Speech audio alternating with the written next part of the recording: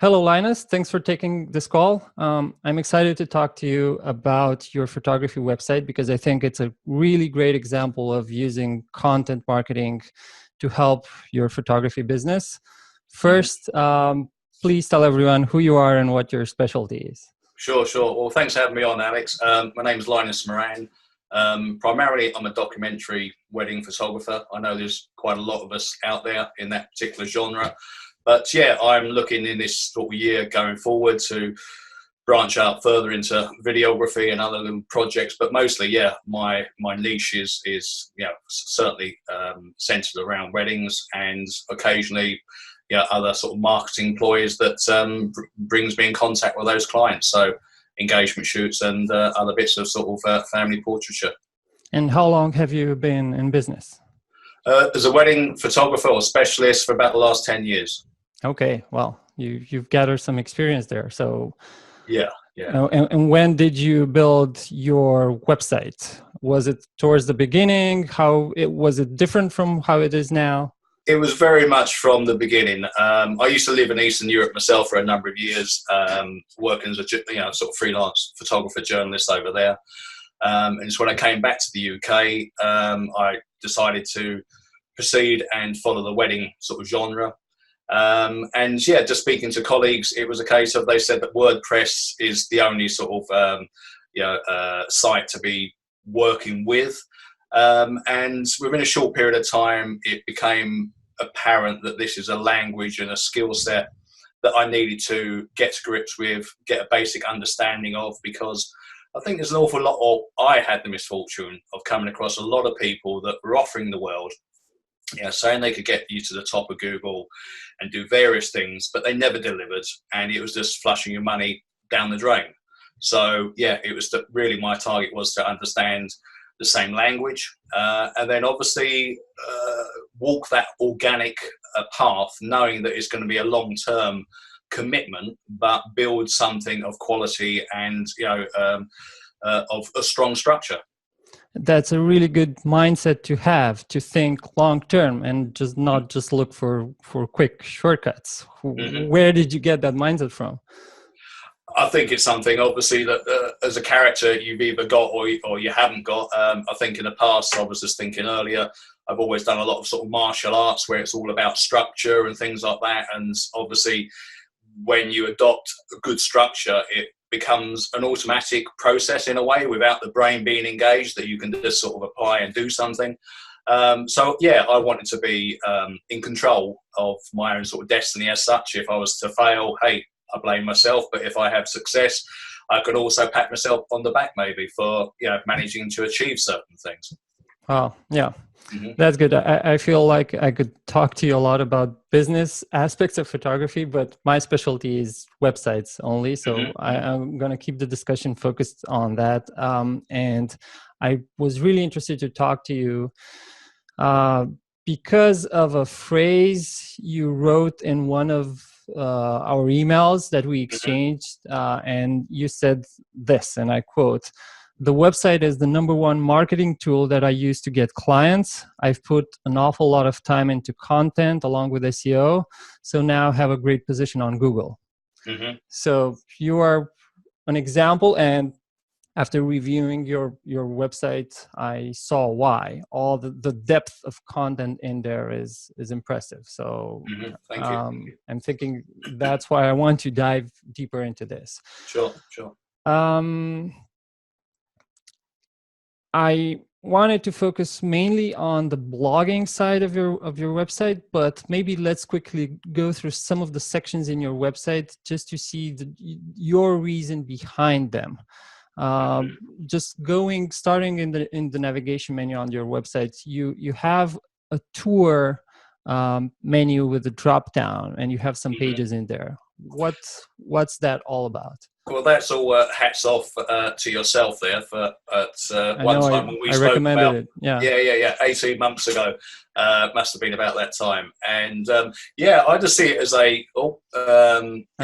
sharing your website now. Yeah. I just see it as a quick route for, and because there is such a abundance of information on this site, and obviously being that being the first sort of drop down menu, that can be like a quick step on the essential bits of information I would want any client to come across or consider looking at, just really to get a brief understanding of what I'm about and how I work.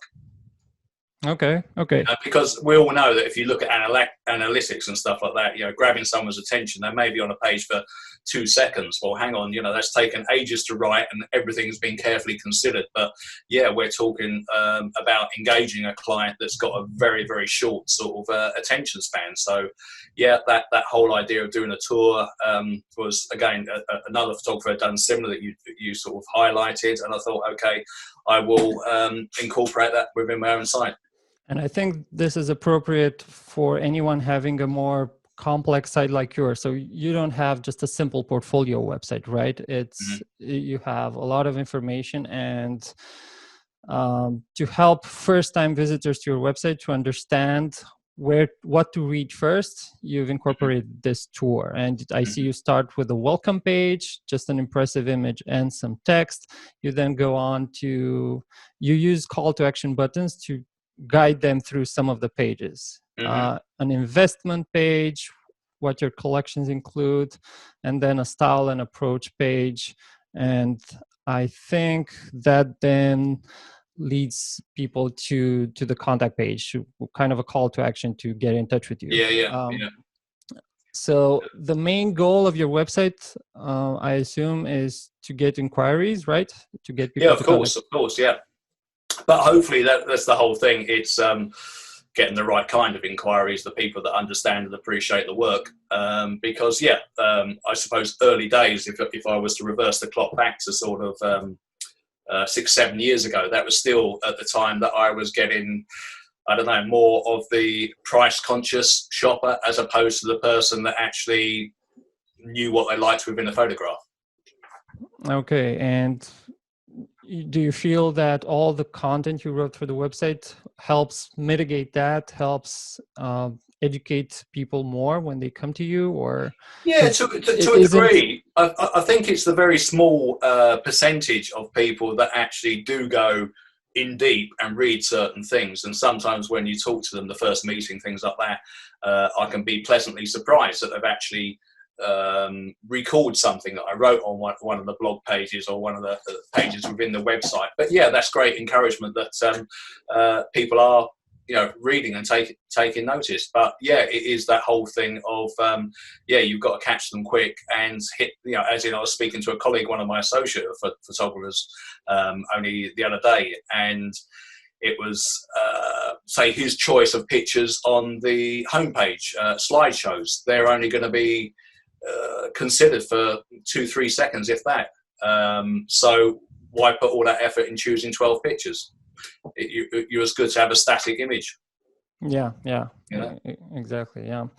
And in the requests you get nowadays, how many of them do you say they're still mainly focused on the price alone? They're price shopping. And I'm just asking because I'm wondering, you're in the wedding photography industry, which is quite saturated almost everywhere in the world. And because it's saturated, everyone thinks about prices first. I know, I think I told this story before.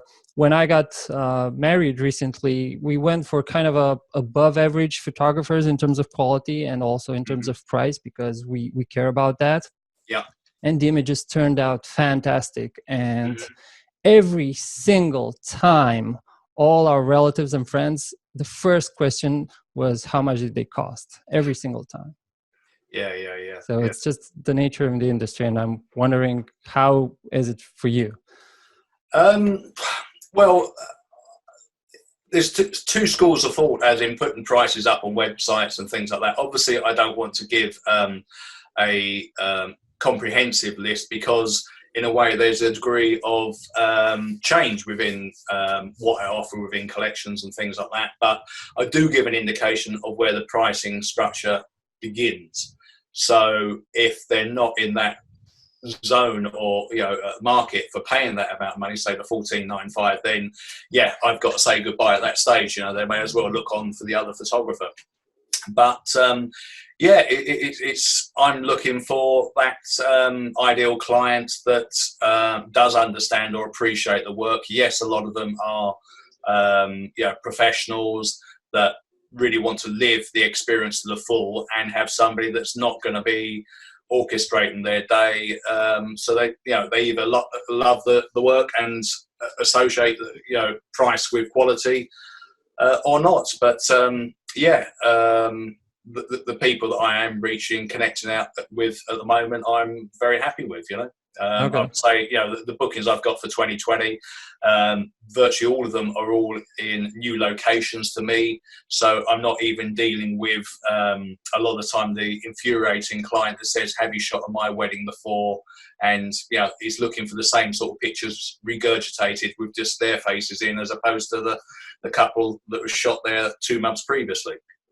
Yeah, I So understand. for me, creatively, it's doing what I'm happier working in that sort of environment rather than having twice the amount of bookings, but at the same tedious, or not tedious, but the same repetitive sort of cycle with venues and things like that. Okay, got it. Let's move on into the website now a bit. You have the portfolio section, which I assume are just large galleries showcasing some of your best images, kind of a best of collection. Yeah, all these things, each and every page you're flicking on, I'm just going, need to update. But it's working. Again, it's just the structure. The structure is working, so yeah. Yeah, well, the images are maybe out of date, but a first-time visitor to the website doesn't know that. But yeah. Yeah, well, the favorite work is always the latest, Yeah, of course. Then you have info pages with just basically more information that someone interested in your services might want to know, right? Sure. Tips, testimonials to kind of showcase the results you got, the experience of past clients. Meet the team offers. You have some special discounts for winter and weekday weddings, and an FAQ page where, again, it looks like you're trying to pre-answer some of your clients' questions. Yeah, that could be one of the oldest pages on my website, actually. So yeah, God knows what questions are in there. Well, yeah. But yeah, it is. It's a structurally important page. Yeah, I think so. Yeah. So whenever you get common questions from clients over email, over phone, and you think they would apply to other potential clients, you can stick that into this page, basically. Yeah, sure. Okay. The blog section is basically, right now it's a collection of recent weddings, right, in reverse chronological order, and each one just showcases photos from that specific wedding, right? Yeah. Okay. And now an interesting section of the website, which is venues. Tell me a bit about how this came about and how I assume you grew it over time, because it's a tremendous amount of content here. Yeah, it was something grown over time. Obviously, Dorset is my main county, so as I came to work in particular venues that I was hoping to get repeat customer at, as such, I started making pages for them. Initially it comes from off of the starting blocks. You write a blog post and you hope to get that indexed and appear for key search phrases. But then obviously, as I did a number of weddings, I thought, right, I now want to do a dedicated page that as I blog, it will self-populate. So yes, I had situations where the blog post itself was appearing top of search for those main keywords, but I took a bit of a gamble, wrote a better landing page, and then just unoptimized the blog post and just had that content sort of, I don't know, best ways to describe it is just backing up and just say I think I've got one there for Dorchester and Athelhampton House. There could be 6, 7, 8 weddings that appear on there, so I just think that condensed build up of similar weddings is why it gets indexed so well. Yeah, I think so. So technically, this I think is called a cornerstone page. So a page that groups together other blog posts or sub pages on a common topic, and Yeah. they usually rank really well in Google. But Hmm. you need to have the depth of content, the past weddings, to be able to do so, of course. If you Yeah, just sure. And this is the whole thing. It's being realistic. As I say, an associate of mine, he's very much in the early days of blogging and working with WordPress, and it's very difficult for people to find their voice if you're not particularly a words person. I'm not. I maintain I don't read a great deal of literature in a say analog book, but obviously a lot of I've got an insatiable appetite for absorbing things online. And when I worked as a journalist, primarily a photojournalist, but I couldn't find somebody, a wordsmith, that was capable of writing the copy that I needed. So I would write my own copy. So in a way, that was a good background where I forced my own arm to actually learn how to put words together. And it's that whole process of write a draft, improve that draft, and then hone it. So you've written it maybe 3-4 times, and then, you know, if you've got a girlfriend, boyfriend, whatever, run it past them, and, you know, have it sound the best it possibly can. But eventually you will get that confidence, and you can, you know, create some great pages that over time you just keep going. It's going to get a lot of you know, power behind it. And you have some years doing this, right? to find that voice, to know what to write about and how. And I see that your blog section, for example, has 40 pages of blog post thumbnails. So that's, I think I counted almost 500 posts in total. Wow. Yeah. It's considerable. And I think on these venues pages, what I find interesting, it's not just a bit of text and then some venue names where you just showcase some images. Is this really impressive table here where you list them alphabetically and you link out to those specific blog posts and tell the dates and all of that. That's why I think even a couple in your area, even if they don't end up hiring you, I still think this is a valuable resource because they can check out all the possible venues. Yeah, of course. And this is the thing, I meet with couples, and I was at a wedding expo the other day, and people are saying that it's early days for their planning. And I was saying, well, have a look at the site. If for nothing else, have a look at the venues. If you don't know if you want to get married in a barn or a country house, there's great variety there. Have a look and see if you can identify with any of those. And yeah, it's obviously interest to a lot of people. And then it's useful for you as well in terms of SEO, of course, just to rank for all the other areas that you cover, all the other cities or counties that you shoot in. Yeah. Quite a few of them, because, you know, the counties around me, Hampshire, Somerset, Wiltshire. So if I've really got to do with it. I haven't done a great deal of blogging over the last sort of 8 months or so because I've been getting to grips with other sort of marketing campaigns. But yes, I've got to go back through all the leads that have come in during that period of time. And what I'm going to do is obviously go back and build those venue pages for the new places that I worked at last year that I want to go back for. And then obviously it's going to be a hit list of the weddings from last year, how I publish those, you know, to actually, you know, because this is the hot time of the year for inquiries coming in. Yeah. And then I'll also have a look at, say, some of the weddings that, again, the inquiry came in, maybe I didn't convert them, but if the venue seems to hit the mark, what I have done in the past, and again, this is a note I shared with somebody else, I think it's Andrew Helmich a year or so ago, and it's where I've actually written a venue post when I haven't actually worked at the venue. You know, if you think if it's a barn wedding and it's a couple dancing on their first dance, and it could be any barn, use that picture, write the copy, get the structure there.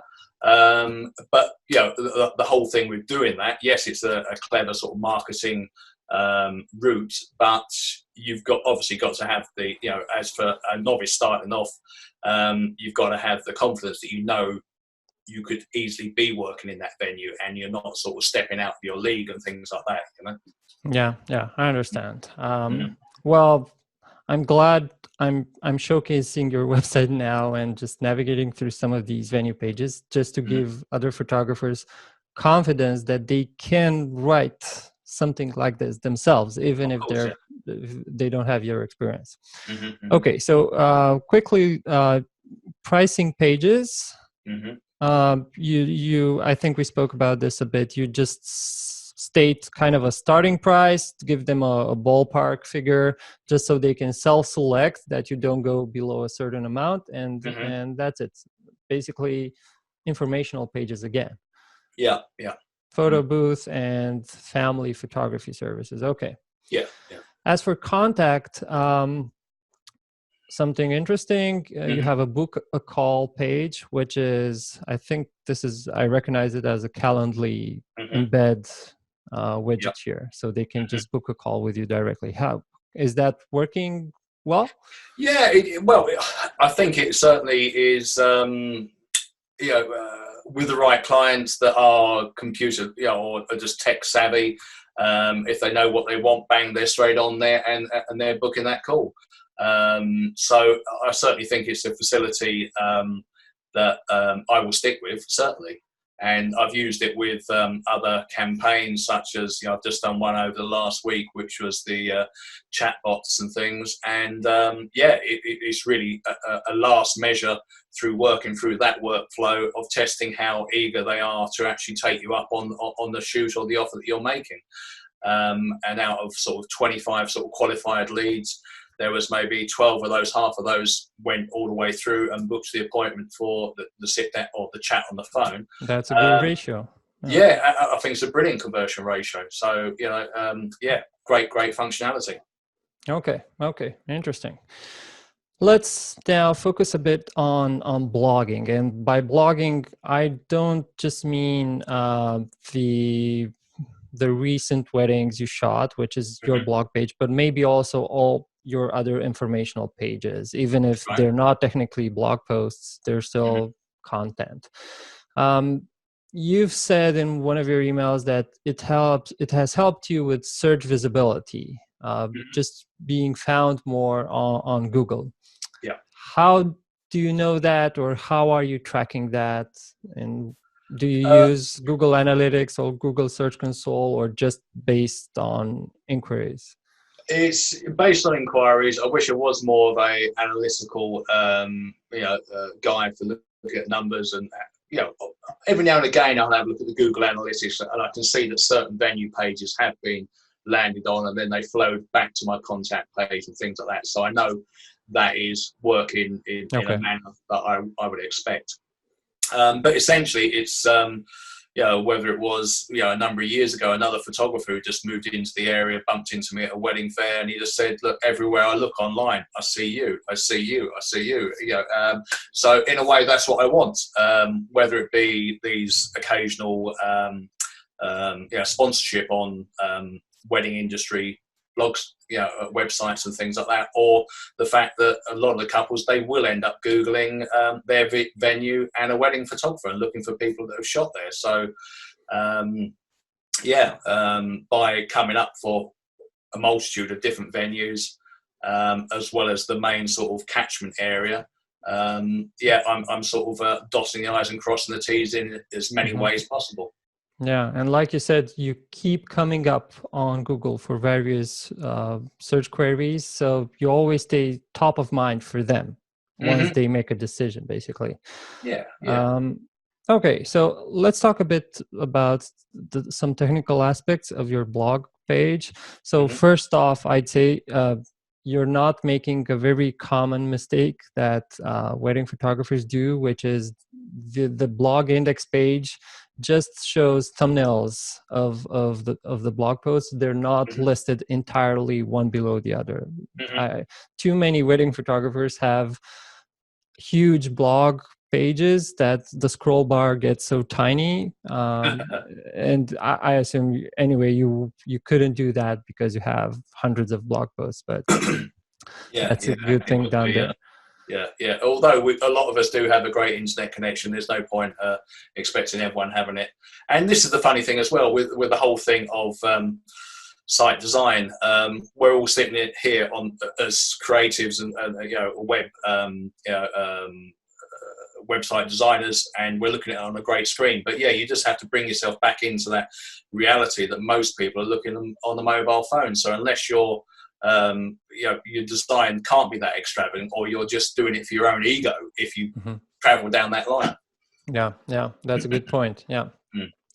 Mm.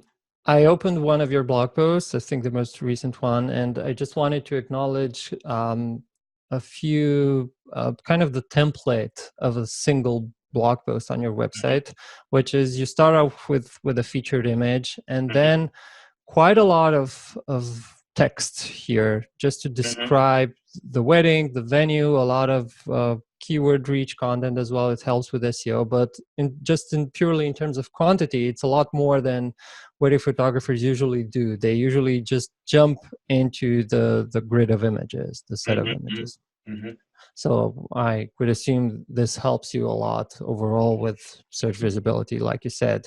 Yeah, I would imagine so, but it's also a very personal thing, as in, yes, there's a lot of, years ago, somebody once pointed out that if I was writing for Google and indexing, it was absolutely perfect because it was very machine-like. But obviously, I'm shooting weddings because I personally enjoy them, and some of them are so sort of unique and a breath of fresh air that I want to actually put that into words that to back up the pictures and things like that. So yes, it gives you that space to drop the keywords in there and get the structure. And yes, you can use the Yoast plugin so that yes, you've made the sentences short enough and you're not working with sort of negative sort of words and things like that. But essentially, they're little things that can help take you down that path with writing good copy. But yeah, it's got to have that personality. That's the whole thing, that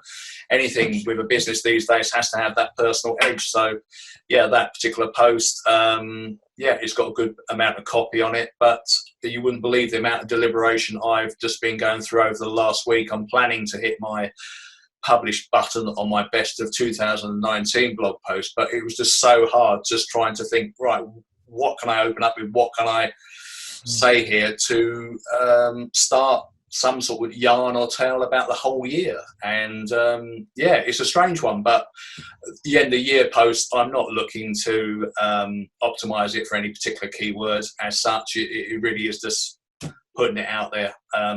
There are a number of posts that that aren't optimized, just because just keeping the balance there, really, I suppose, keeping a bit of variety. Okay. And this actually raises another question that I had, which is about the types of posts that you add to the blog, because I see that most of them are just weddings, but you do have, I see this one, which is the end of the year retrospective or things like that. Do you have any other types of posts that you include or want to include, or it's mainly I will do every now and again, and I plan to put one on later, once I start my blogging for the year, and it is totally detached from wedding photography. It's more of a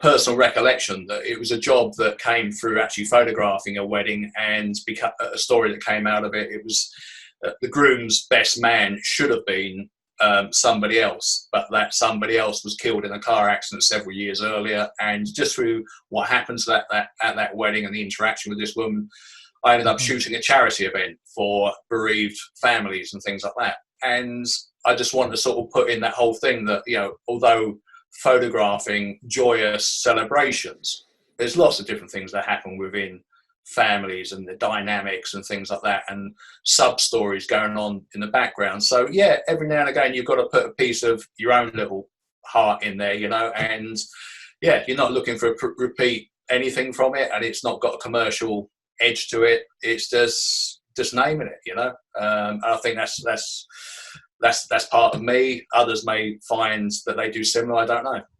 Yeah, well, even if you don't use it as a commercial, like you said, you're not overly promoting your services in it, I guess you just assume that the quality of your images will speak for themselves. So people interested will eventually contact you if they like your images. Yeah. So about coming up with ideas for what you write about, I guess most of the times it's straightforward, right? The most recent weddings, you just document them, you write a bit about them, and the idea, the topic for the blog post is straightforward. But other times, like you said with the story with the charity event, you just try to deconstruct everything in your process or in your work or in the events you shoot, and try to take one element out of them and make a blog post out of that, it sounds like. Yeah, because I think with the writing style and stuff, I don't know if you're familiar with him, but over in the States, Spencer Lum. No, I'm not. I'll check him out. No, he's a great marketeer, and the way he writes and stuff, he'll sort of, rather than, say for ourselves, this is, Cornish TP wedding photographer, Yoast is telling you trying to get that in the opening sentence and do things like that, but he's very much like, tap, tap, tap, what's, sort of talking about a noise or something, and it's just, I don't know, just something to, I don't know, shake somebody, and sort of, then they sort of get more inquisitive and want to read on. I think things like that can be done, but it's having that confidence in order to go down that particular path and start making that your thing. I think I've done it. It took me a number of years, obviously, to do it with the style of pictures, as in some pictures, the couple aren't, it's not a particularly flattering picture of them and stuff like that, but I just love it because of the emotional content within it and the moment and things like that. And to a degree, I don't care. I want to put those pictures up and get more of that work and work with people that don't take themselves too seriously. And I think, yes, you can do that through the visual indicator, through the photographs you show, but you can also do that within the words that you choose to share with people. So, so both, for example, here, both the featured image at the top and then, of course, the text you write underneath, there are ways to show your personality as a photographer, basically, because absolutely. You attract your ideal type of client through them, through the image and through the text. If you don't want clients who take things too seriously and just want a documentary of their wedding, then they're not going to be impressed by them. Yeah. No, not at all. That's exactly the idea. And, I don't know, you'll find some people that, I don't know, just talk about how wonderful and beautiful and twee the whole thing is. And I look at some other people's work and I just see detail, like a still life. And I just think, no, this is boring. I'd rather, I don't know, cut my wrists than have to feel the need to show that. If that's your thing, great, you do it, but I can't do that, and it would just be like ripping my heart out to try and do that type of thing. So it sounds like we're deconstructing this very abstract thing of finding your voice, which is, it sounds to me, it's all about being yourself and then maybe having the confidence to do that. Yeah, absolutely. I just wish, I'll share one tale with you, as in, the best ever. I'm absolutely dying to work with this couple.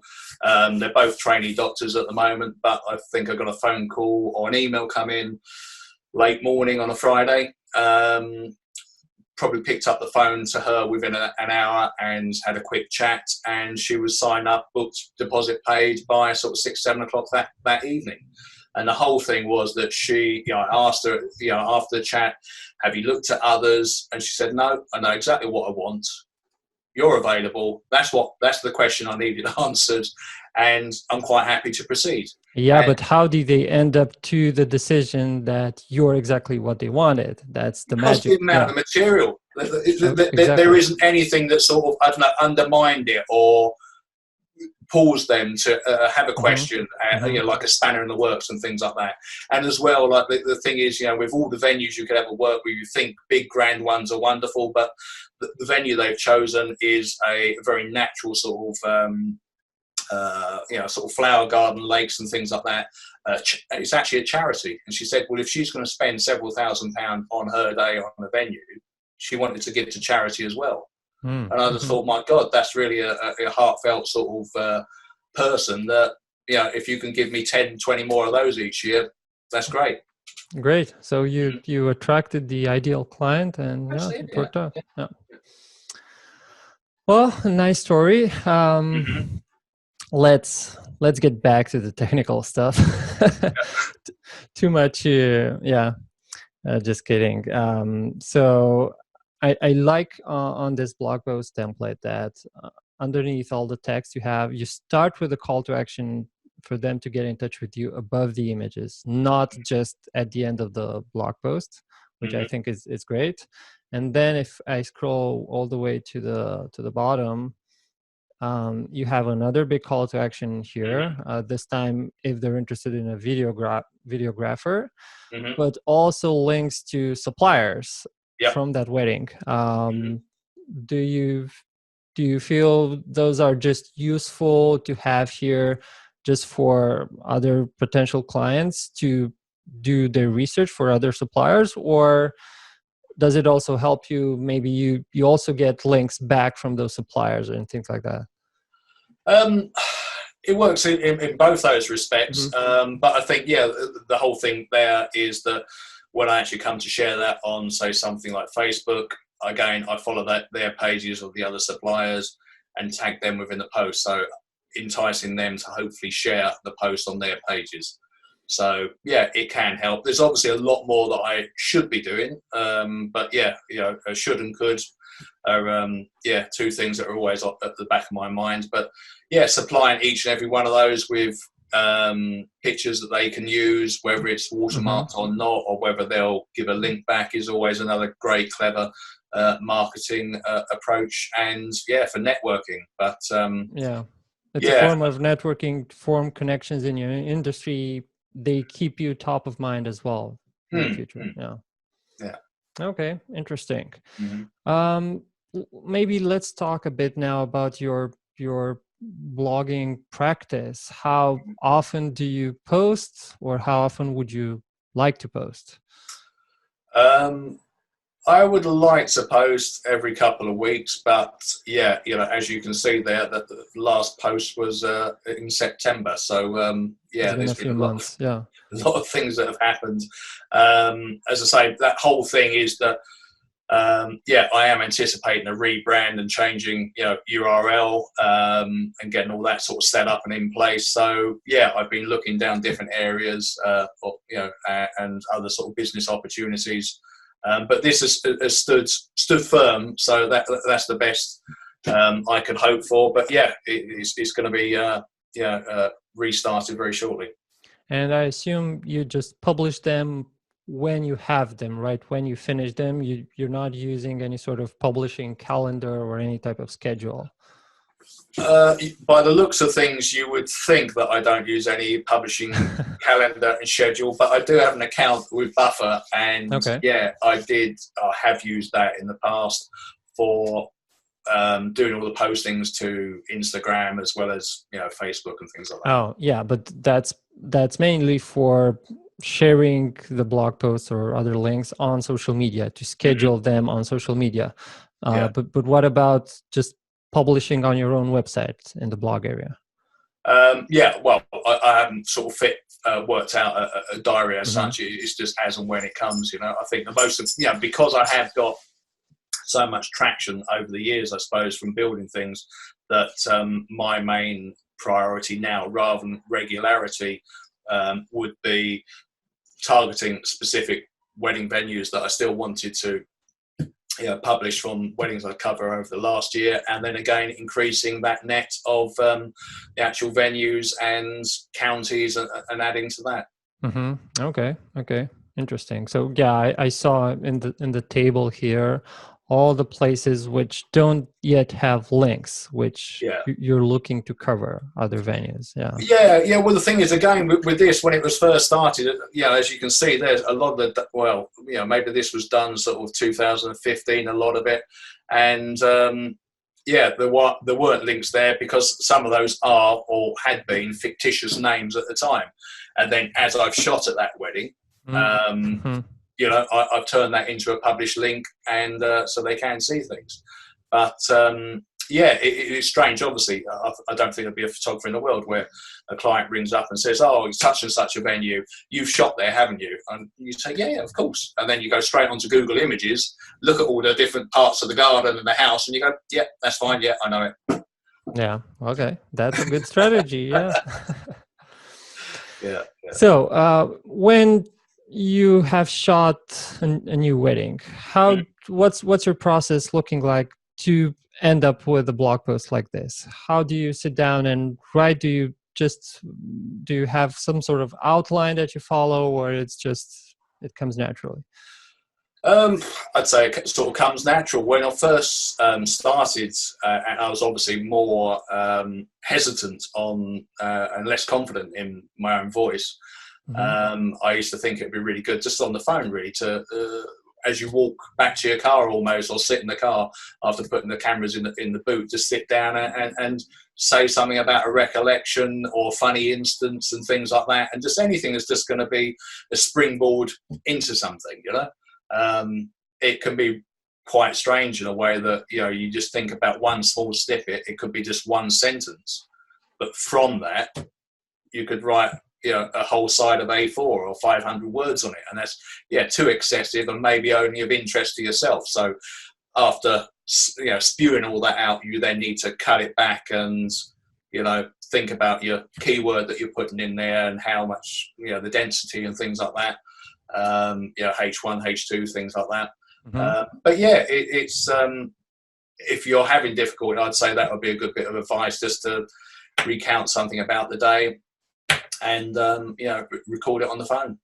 Yeah, and that makes it easier to make it sound like a story and something more personal instead of just stating facts. And yeah, because I think you're either injecting, or it's a combination of both, something of yourself and your perception and observations around that day, or you can actually work with something that's genuinely come from them and it happened, you know, and you're just stating a fact. But yeah, it's just, I don't know, too much gushy, I don't know, slushy stuff is just, yeah, annoying. And yeah, if you're having trouble writing in the first place, if you carry on doing stuff like that, it's really going to kill it for you. Okay, got it. And I see you're mindful sometimes to link to your venue pages or to encourage them to get in touch with you and things like that in your text. Yeah, I think it's got to be done because, again, this is probably something you've heard often, as in, I think early days when I was looking at writing for the website, they always say that you've got to bear in mind that your readers probably got an average age of 12 years old. So if you've got to keep the words simple, you may as well make instruction quite implicit, as in what you want them to do. So yes, theoretically, the only person who will be checking out the wedding at Kingston Moorwood is either going to be another wedding photographer that wants to be shooting at Kingston Moorwood, or a couple that's thinking of getting married there. So yeah, direct. Yeah, those couples are your target audience. Yeah. Yeah. And then the images. How do you decide, like, how many to put in a blog post, and how do you prepare them technically when you upload them? I usually go through the entire wedding with something like Photo Mechanic, and then just tag and select the images that stand out to me from there. If I've got too many on the initial run through, I'll go through again and maybe look at 60 to 80 images. Okay. Then I'll import and use a bit of software. I use Blogstomp, where I just set up the template there over the size of the canvas that I want size-wise, and it does all the sharpening and renaming for me. Usually, it's like all things. I think it's like with the editing process, it's right, which is the opening frame, which is going to be the thumbnail that will appear on the blog roll as such. The featured image, yeah. Yeah. And then from there, what is it you want to tell about the story of their day? And yeah. So sometimes, like that last wedding you were looking at, yeah, there may be a picture of the ring going on the finger, but other times it's not necessary. It's really taking a measure of the people and what you think is either refreshing for me, or you think is that they actually facilitated and made their day so special. Yeah, and it sounds like you have quite a detailed process for the images, and you size them well so you don't upload high resolution images to the website. They're all, I think, at 1200 pixels on the long edge, because they cannot be clicked to be enlarged. They look how they look in the blog area. And I checked before our call. They have good file names, SEO friendly file names, and alt tags, all of them. So that helps with SEO as well. So I think the process works. Yeah. It's certainly worked for me. Although, as you mentioned just then about the alt tags, I don't know if this is an industry-wide thing, but Joost was saying alt tags now, that unless it is specifically about individual images, then there's no point putting an alt tag text on a batch of images. But it's the methods that I've used have worked very, very well. And why have you decided to use watermarks? This part of the brand. It's a divisive topic. Yeah. It isn't anything that detracts or takes the quality of the image down further, but it is something that's, I think, really more with the brand. I know a lot of people are using signatures these days. As I say, with my new logo for the new rebranding exercise, I've already got a different sort of watermark on there. But I think it's fine. Yeah, but people that use watermarks that actually go in the centre of the image is just like, well, why? It's like, I don't know, again the Stanley knife or a blade straight through a piece of art or a photo. There's no point doing that. Well, yeah, the watermarks you're using, they're quite discrete, right? They're not in the center of the photo like you see on stock websites. They're at the bottom of the photo, and I think they have some semi-transparency to them as well. In an industry like yours, basically you're selling services. So if your images end up on social media sites out there, out of your control, like other people share them, then at least you have some branding on them. Yeah. Okay. Do you get comments on your blog posts? A few, but some of these are sort of how can we say it, engineered through various blogging groups, orchestrated through Facebook and things like that. It does help if you're in such circles to have comments on there. So yeah, it really depends. Again, if it's a venue that I'm really wanting to get visibility on, then I'll do my best to court and get some of those comments on there. But yeah, it can be a very difficult thing to actually get them directly from the couples themselves, because I think there's only I feel happy with only asking at specific times when I need a comment, and inevitably that's a review most of the time that I'll ask to go on my Google business page. Okay. It's great that and you're then from there I'll probably lift that and then put it onto this testimonial page. Okay, good. So maybe one last question about the blogs is how do you promote them in any way after you publish them on your website? What social media sites are you using? Maybe do a recap of that. I would say I mostly use Facebook and just tag the other suppliers on there and the couple themselves. I don't really use Twitter these days, and Instagram. Well, I haven't from the new year sort of done an Instagram post, but that is something that I know I should be doing more of. But mostly, yeah, it's the Facebook thing. But what, the position I've come to now over the last number of years of seeing all the different channels of social media is just coming to the realization of what is a better reflection for me as a person, and the use of my time. Yeah. I think it will be a futile exercise to try and keep multiple channels active and things like that. But yeah, Instagram, if I can, I'm looking for maybe my daughter to take over and do that for me, and sort of pay her a fee for doing it and feeding it and things. You outsource in the family. Yeah, why not? Why not? This is the way it should be. But yeah, it's for me, the organic long term has certainly been the strategy I wanted to adopt from day one. So I'm very happy with how that's come together. And then now I'm looking at the power of chatbots, and I just think that's great. And I think if they were the two fields that I was to step forwards with over the next few years, that would be great by me. I think I feel confident in attracting all the right people that I want to be working with. Mm-hmm. Great. Final question is, what will the future bring for your website? What plans do you have to grow it? Well, I'm going to streamline, believe it or not, the menu down a little bit. Okay.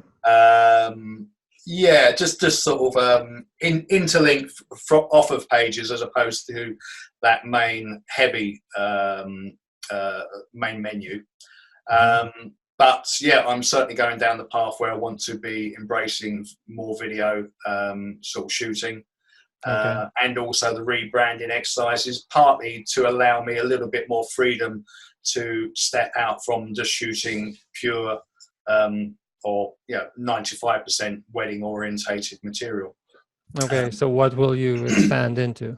Well, I've got the drone. I've got drone licenses. I'm just been discussing with a triathlete. Doing some video work for her. We were doing some things in the summer where I was just trying to work the drone over the sea while she was swimming and things like that. So that was interesting. So I just want really just to have a creative license to dip my toes in a few different pools, but not lose that traction that I've already gathered within the wedding market. Obviously, that's still going to be prominent within the website, but rather than being Linus Moran, a one specific individual, it's going to be more of a corporate sort of identity behind it. But yeah, just at the moment, over the last year, I've had.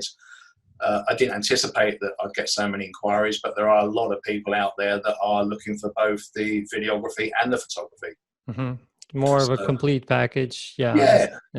So we're doing all that as well. And yeah, you did mention it, but I've just taken on a sort of luxury photo booth as well, which, yes, it can be used as an upsell within the collections that I'm doing, but it also is going to stand in its own right alone. So, I'm looking forward to maybe having a few weekends where I'm not consigned to shooting a wedding with that main responsibility and pressure. Mm-hmm. And I can just, maybe have a barbecue on a Saturday afternoon and then just turn up in the evening for a few hours, not have the post-production. And obviously, it's something that can be upscaled and have other people run that for me. So small lifestyle changes, and it's a never-ending process of growing and finding more meaning and doing new stuff to keep interested. Yeah, absolutely. Yeah. So, well, this has been insightful and inspiring, and I hope other photographers will really get some ideas out of this, either on the kind of the business side and confidence, but also on the technical aspect. And you've been generous with your time, and thanks for your time. It's been great. I've enjoyed the questions, and hopefully, as you say, there's a few, certainly words of encouragement. I hope that, if you are serious about it and commit to it, you'll create something great, but it takes that time. And hopefully the advice will help a number of people out there. Great. Thanks again, Linus. Bye. Thanks for having me on. Cheers, bye-bye. Cheers.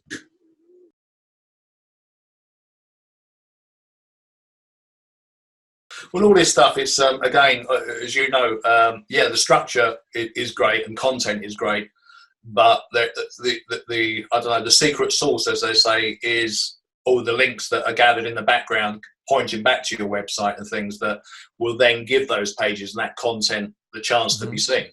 And those links, do you actively go about getting them in some way, or do they happen organically for you? I've certainly gone after him. Certainly, yeah. The guy who's advised me, he will, yeah, benchmark all the other sort of competitors as such. And if they're getting certain things or they have certain links, he's provided me with those sheets of information to work through. He's never created the links as such. So again, it has to come from my own endeavour to actually commit and do that. And yeah, it seems strange, but you know, for somebody who wants to be out taking pictures to be, you know, typing away and doing various directory listings and all the rest of it. But yeah, if you're serious about it, you put the time in. And I remember I asked you about half an hour ago if you use Google Search Console or not. I don't, because you can track regular traffic in Google Analytics just to see how many people are coming to your website and what they're doing, where they're navigating to.